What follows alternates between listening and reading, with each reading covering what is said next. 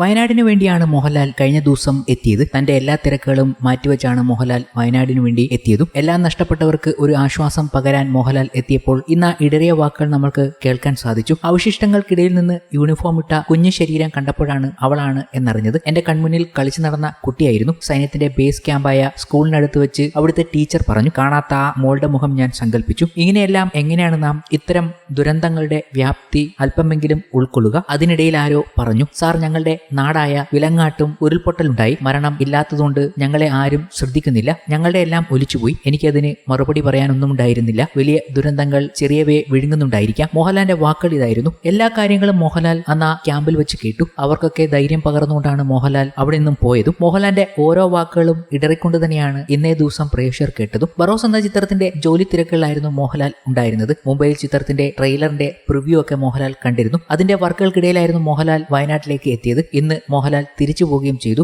ആർമിയിലുള്ള ഉദ്യോഗസ്ഥർ തന്നെയാണ് അദ്ദേഹത്തെ തിരിച്ച് എയർപോർട്ടിൽ കൊണ്ടുപോയി വിട്ടതും. അതിന്റെ വീഡിയോകളൊക്കെ സോഷ്യൽ മീഡിയയിൽ ആരാധകർ പങ്കുവെക്കുകയും ചെയ്തു. ലഫ്റ്റനന്റ് കേണൽ കൂടിയായ മോഹൻലാലിന്റെ ഉത്തരവാദിത്തങ്ങളിൽ നിന്നും അദ്ദേഹം മാറിയില്ല. അദ്ദേഹം വയനാടിന് വേണ്ടി ചെയ്യുന്ന കാര്യങ്ങളെക്കുറിച്ച് അദ്ദേഹം തന്നെ കഴിഞ്ഞ ദിവസങ്ങളിൽ പറഞ്ഞിരുന്നു. 25 ലക്ഷം നൽകിയതിന് പിന്നാലെ മാതാപിതാക്കളുടെ പേരിലുള്ള ഫൗണ്ടേഷൻ വിശ്വശാന്തിയിലൂടെ 3 കോടി രൂപയും സംഭാവന നൽകിയ ഉരുൾപൊട്ടലിൽ തകർന്ന വയനാട്ടിലെ കുട്ടികളുടെ സരസ്വതി വിദ്യാലയം കൂടി പുനർനിർമ്മാണം ഏറ്റെടുത്തിട്ടും ഉണ്ട് മോഹൻലാൽ. യുവാക്കൾക്ക് പ്രചോദനമേകാൻ നൽകിയ ലഫ്റ്റനന്റ് കേണൽ പദവി കൊണ്ട് യുവാക്കളെ മാത്രമല്ല ഒരു നാടിനെ തന്നെ പ്രചോദിപ്പിക്കുകയായിരുന്നു മോഹൻലാൽ കഴിഞ്ഞ ദിവസം ചെയ്തത്. മോഹൻലാലിനെ ആർമിയിലേക്ക് കൊണ്ടുവന്നതിന്റെയും ഉദ്ദേശം ഇതാണല്ലോ. മോഹൻലാൽ മലയാളികളിൽ ഭൂരിഭാഗവും ഇഷ്ടപ്പെടുന്ന കേരളത്തിൽ ഏറ്റവും ജനപ്രീതിയുള്ള വ്യക്തിയാണ്. അതേസമയം തന്നെ ഒരു കൂട്ടം ആളുകളുടെ വെറുപ്പും വിദ്വേഷവും കൂടി ഏറ്റുവാങ്ങുന്ന വ്യക്തി കൂടിയാണ് മോഹൻലാൽ. മോഹൻലാലിനോടുള്ള ഈ വെറുപ്പിന്റെ ഏറ്റവും പുതിയ ഉദാഹരണങ്ങളാണ് വയനാട് ദുരന്തം നടന്നതിന് ശേഷം കഴിഞ്ഞ ദിവസങ്ങളിൽ നമ്മൾ വീണ്ടും കണ്ടത്. മുഖ്യമന്ത്രിയുടെ ദുരിതാശ്വാസ നിധിയിലേക്ക് മോഹൻലാൽ കാശൊന്നും കൊടുത്തില്ല എന്നായിരുന്നു ഒരു കൂട്ടം ആളുകളുടെ രോദനം. കാശ് കൊടുത്തു കഴിഞ്ഞപ്പോൾ അയ്യോ ഇത്രേ കൊടുത്തുള്ളൂ മോഹൻലാൽ, വളരെ മോശം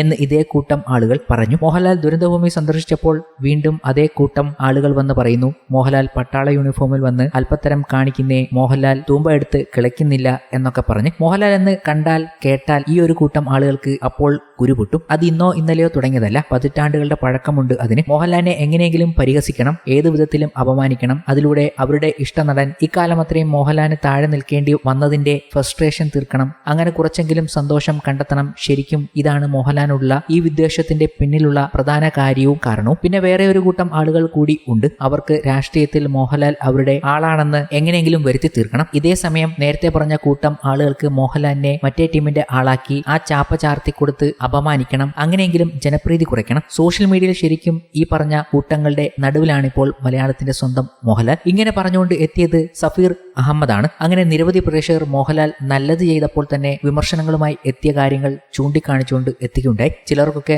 നല്ല രീതിയിൽ അത് ബോധ്യമായിട്ടുണ്ട്. ഏത് രീതിയിലാണ് മോഹൻലാലിനെ അവർ കരിവാരി തേക്കാൻ നോക്കുന്നത് എന്ന്. അത് മനസ്സിലാക്കിയവരും മനസ്സിലാക്കാത്തവരും നമ്മുടെ ഇടയിൽ ഉണ്ട് എന്നതും വലിയൊരു സത്യമാണ്.